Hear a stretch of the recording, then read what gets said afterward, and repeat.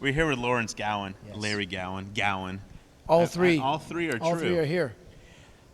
Before we start, I want to thank you very much for torturing me. When I was 10 years old, I saw the video for A Criminal Mind, My pleasure, yes. and the melody haunts me to this Yes, day. good. The video still, the thought of that character still creeps me out, the comic book character. Right? And is that the Masonic Temple? Did you shoot it No. that black and white floor? Because that No. also, like, Very good. So anytime you go to the Masonic Temple, you break down in tears and you're a complete basket case. Yeah. because of you. Because of me. Well, first of all, you're welcome. Thank you, yeah. And second of all, you know, I can understand, funny enough, some of the trepidation that a young kid could have seeing that, especially since it's in the under the guise of a cartoon, because it became a cartoon character in the Right. Criminal Mind video. It seems very friendly and open to a young child. However, because he's looking at these images, he or she, and suddenly it takes a turn for the darkness. Yes. And the darkness stays with you. And the reason I know this quite well, Ira, is that in my solo band, the current guitarist we have, a guy named Danny J, a great shredder and tremendous musician. He said to me when I first asked him, look, I'm going to start doing some solo shows, and I'd like you to be in the band. Yeah. He said, I got to tell you something. Every time I talk to you, I'm a bit freaked out, because when I was 8 years old, Oh, he was only and he told me the same story almost Yeah. verbatim to Yeah. what you just said. Yeah, for a 10-year-old, come on, buck up. But for an 8-year-old, it was and I began to realize, it's on the surface friendly, but underneath it there's an undercurrent of great, a great well of darkness there. So I'm glad that you've done as well as you have. Yeah, based on just knowing that that's haunting me constantly. I'm aware of that now, and I'm just gonna keep an eye on you. Thank you. It's actually been 25 years since Great Dirty World, which Yep. is the follow-up to that record that had Yes. Criminal Mind on Yep. it. And Moonlight Desires is the hit, I guess, the big hit from that record, wouldn't you is. say? It is the big hit. And I checked BDS just before we sat down here, and even today, some 25 years later, still getting 100 spins a week. Yeah. In- It's the only song I've had that reached classic status on Canadian radio. You know Yeah, what that is, yeah, right? yeah. So it's over 100,000 plays. And A Criminal Mind and Strange Animal are hovering over 95,000, but they're taking their time getting over that 100,000 mark. I hope it happens this year. But yes, Moonlight Desires seem to permeate so many, I guess, genres of music. It's played Right. on heavy rock stations, but it's also played on, lighter things, I suppose you'd call them. We or- have these greatest hit stations. the now greatest that- hit stations, Yeah. obviously these 80s stations that, Yeah, that yeah. have come into being, etc., are going to play the song. And it's kind of, it's very kind of rewarding that the melody has stuck with people. So, Yeah. yeah. But that's the thing about your career. I mean, from the beginning, from Rheingold to what you're doing now with Styx or even your solo stuff, is that it kind of has spanned across so many different genres, and you've been consistent in all of them as a great songwriter and as somebody who actually gives a shit about what you're doing. I do give a shit, and I'm glad that we can say that in this interview. Well, it's just the interweb, so we can say anything. This is the interwebs, people. So welcome to it. It's a brand new thing. Yeah, thanks for saying that. I guess, am I to attribute that to something? Well, I don't know. I mean, No, even I the- can actually. Yeah. When I think about it, because I'm at home now in Toronto. It's Yeah.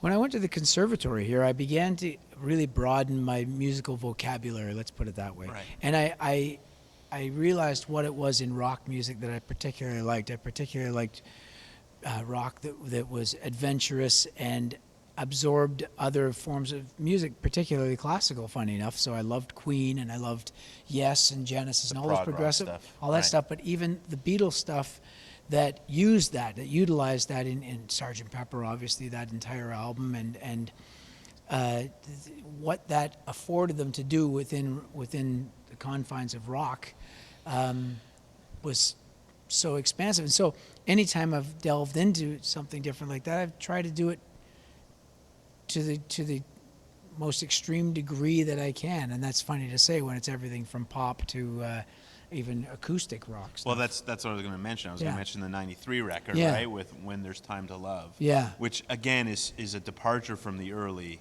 Gowan stuff. It is, very much so. But everybody who knows that record, that specific song, Yeah. appreciates the playing on the record, but also the melody and all of the things that go into a great pop song. But that's what pretty much been the career all yeah, along. I've somehow, managed to come out with the right song, I guess, on the day. Yeah. So I realized that by 1993 that all the great, massive epic 80s video, rock god on TV, it kind of played itself out. Right. And that it's not to denigrate it at all. In fact, I'm probably more connected to that era than ever right now. Right. But in '93, I realized that's just not going to connect with people anymore, and I simplified everything, began co-writing more and more. So When There's Time for Love was co-written with Eddie Schwartz and also with J.D. Souther. And so when you got that kind of, and myself, and so the three of us, I guess, collaborating on that, you've got a lot of people kind of checking where this should be on the day. Right. And I guess that's part of what's kind of worked is although I'm a solo artist at heart, I've had a tremendous career of being able to collaborate and cooperate with other players, whether I'm in a band, Yeah. as I've been for the last 14 years, or whether I'm, in the studio with a producer, a co-writer, or whatever. Or other musicians, right? Like John Particularly. Anderson on this Oh, record, obviously, yeah. and Alex Lifeson On Lost Brotherhood, on yeah. Lost Brotherhood. Yeah. So I mean, you've been in that band environment and that collaboration environment, and I guess that's what got you ready probably for the next step in your career, which 1999 joining Styx. Yeah. Yeah. I mean, how did that all come about? That was what happened in another little era. For about 2 years there, I toured entirely solo. I played a few shows with orchestras, but most of the shows, out of the 100 shows I played that year, were just me on the piano. Yeah. And it opened up some other little avenues I wasn't expecting. For one, I went and toured the entire UK, opening up for the Stranglers, and that was Wow, to a pretty intense audience. Yeah. A lot of skinheads up front, and a lot of they basically told me anyone who opens for the Stranglers is a complete lamb to the slaughter. But I managed to figure out a way to get through it, and I played my darker stuff, and there's an intensity to the solo performance as a kind of a tour de force that any audience can relate to. Right.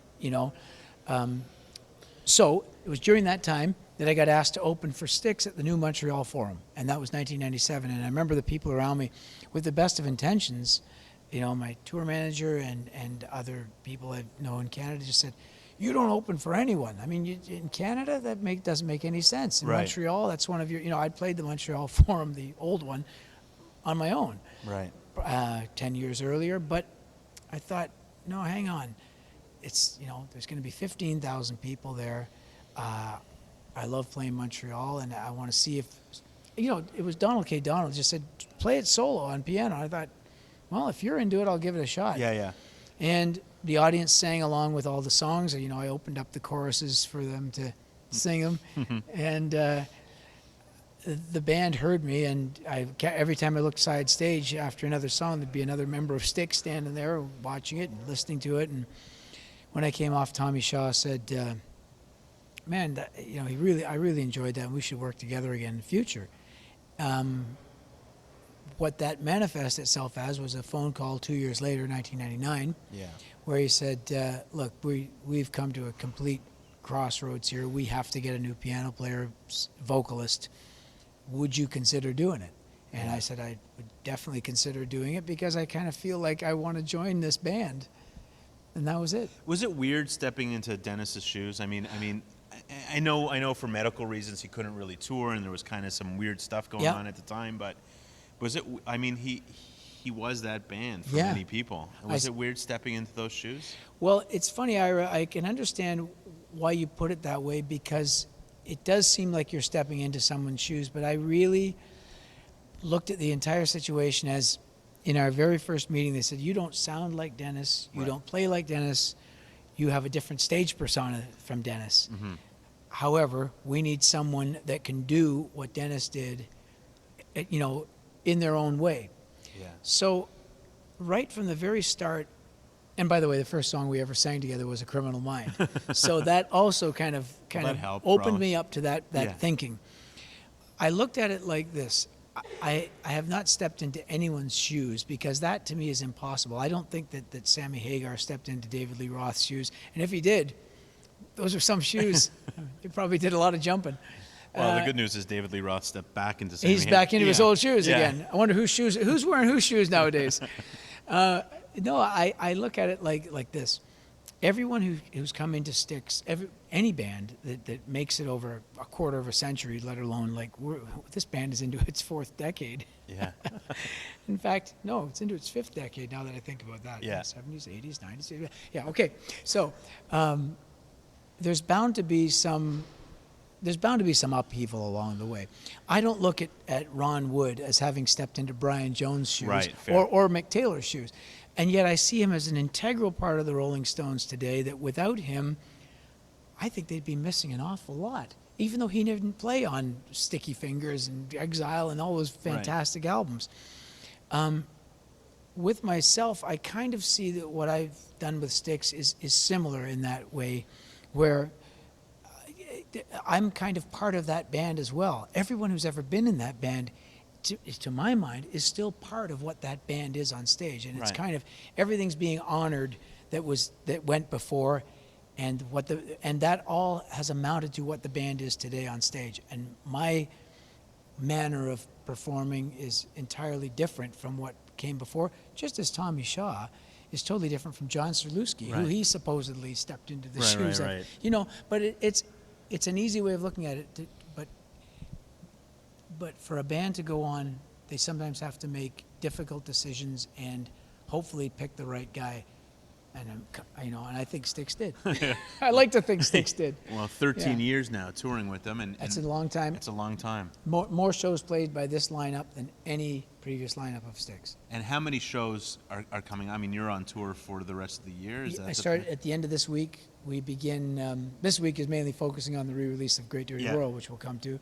But right now, on Sunday, we begin a 6-week run with Styx, REO Speedwagon, and Ted awesome. Nugent.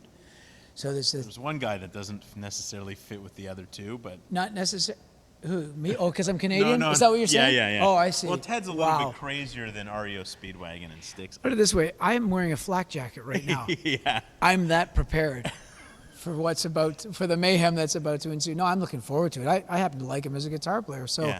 I'm looking forward to that aspect of it. And I'm not involved in U.S. politics. That's their business. That's their problem. That's their damn business.